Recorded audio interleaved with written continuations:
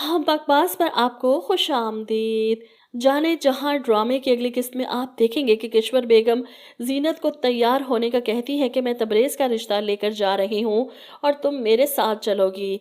अब यहाँ पर जीनत तैयार होकर बैठी है, किश्वर इसकी तारीफ भी करती है कि प्यारी लग रही हो। इस पर जीनत कहती है कि आप शाहराम से मेरे और उनके रिश्ते के बारे में बात करें ना, जिस पर किश्वर कहती हैं बात तो मैं कर लूँ, लेकिन मुझे डर है कहीं वो इनकार ही ना कर दे। शहराम जिस तरह आजकल होश में आया हुआ है, ये इनके लिए खतरे की घंटी है, इसलिए अपने बावर्ची से कहकर इसकी डोज डबल करने का कहती हैं। वहीं दूसरी तरफ जीनत के साथ तबरेज़ के रिश्ते के सिलसिले में अपनी दोस्त के घर भी जाती हैं। मुझे आपकी बेटी आलिया बहुत पसंद है। आलिया जो इतना सारा सामान और मिठाइयों के टोकरे देखकर हैरान है, इसके वालिद कहते हैं आप बिस्मिल्लाह करें, हमें भी शाहराम बहुत पसंद है। इनकी बात पर जीनत का मुंह खुले का खुला रह जाता है। वो हैरत से अपनी खाला को देखती है। यहाँ पर किश्वर इनकी गलतफहमी दूर करेगी। शहराम की बात मैं अपनी भांजी के साथ तय कर चुकी हूँ। मैं तो यहाँ तबरेज़ के लिए आई थी और यहाँ जो तबरेज़ के तौर तरीके हैं, आलिया के घर वाले फ़ौरन इनकार कर देंगे। माफ़ कीजिएगा, हमें तबरेज़ का रिश्ता कबूल नहीं। ये सुनकर किश्वर का गुस्से से बुरा हाल है। वो घर आती है और उसे यकीन था कि बावर्ची ने शहराम को नाश्ते में हैवी डोज दी होगी और वो बेहोश पड़ा सो रहा होगा। इन्हें यकीन था कि बावर्ची ने शहराम को नाश्ते में हैवी डोज दी होगी और वो पड़ा सो रहा होगा, लेकिन यहाँ शहराम कमरे में टहल रहा था, जिसे देखकर वो हैरान होती हैं। वो ये कभी जान ही नहीं पाएंगे कि जीनत कितनी होशियारी से नाश्ता बदल देती है। शहराम को एक्टिव देखकर वो इसके सामने आकर खड़ी होती हैं। क्या बात है, इस तरह क्यों टहल रहे हो? जिस पर शहराम कहता है मेरी नज़र मेरे मकसद के ऊपर है, जब तक वो पूरा नहीं होता मैं चैन से नहीं बैठूंगा। यहाँ पर किश्वर परेशान हो जाती हैं कि शहराम पर इतनी हैवी डोज भी असर क्यों नहीं कर रही। शहराम इतना एक्टिव कैसे रह सकता है?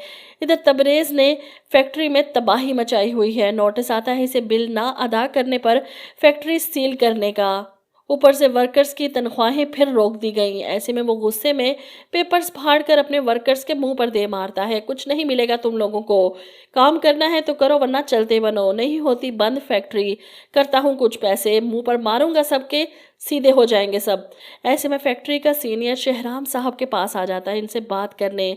सर, फैक्ट्री सील करने का नोटिस मिल चुका है, लेकिन तबरेज़ साहब तो किसी चीज़ को सीरियस होकर ले ही नहीं रहे। इन्होंने फैक्ट्री के अकाउंट्स में बहुत खुर्द-बुर्द की है। जो पैसा माल की क्वालिटी को बेहतर करने में लगना था, वो इनकी जेबें भरने में लगता रहा। ये सुनकर शहराम को शदीद सदमा लगता है। वहीं दूसरी तरफ तबरेज़ चेक साइन करवाने के लिए एक बार फिर से अपनी माँ के कमरे में आता है। ये ज़रा कुछ बिल वगैरह क्लियर करने हैं और तनख्वाहें भी देनी हैं।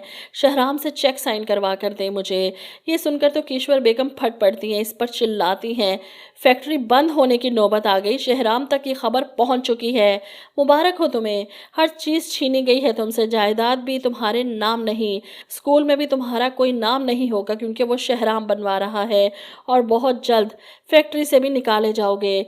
तबरेज़ अपनी माँ के गुस्से की वजह पूछता है तो किश्वर बेगम इसे बताती हैं कि फैक्ट्री से वर्कर्स आए थे, शहराम को सारी हकीकत बताकर जा चुके हैं। और तो और तुम्हारा रिश्ता लेकर गई थी लड़की वालों को भी शहराम पसंद है, इन्हें भी तुम्हारी हरकतों का पता है। तबरेज़ को भी गुस्सा आ जाता है, ये सब कुछ आपकी वजह से हो रहा है। अपने बेटे को शहराम से बचाने के लिए किश्वर फैसला करती हैं कि शहराम के खाने को अब वो खुद सुपरवाइज करेंगी। आखिर दवा का असर ख़त्म क्यों हो चुका।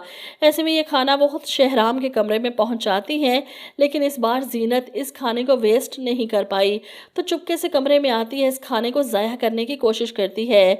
तभी शहराम इसे देख लेता है। ये क्या कर रही हैं आप? अब वो क्या बताए शहराम को कि तुम्हारी माँ के झूठे प्यार में मिले जहर को तुमसे दूर कर रही हो।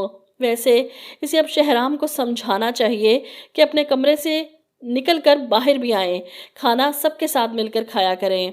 और सबके साथ बैठकर खाने में किश्वर कुछ भी नहीं कर पाएंगी।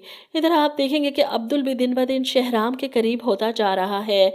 शहराम ने इसे स्कूल का भी काम सौंप दिया, रोज़ाना ये दोनों वॉक पर भी जाने लगे हैं।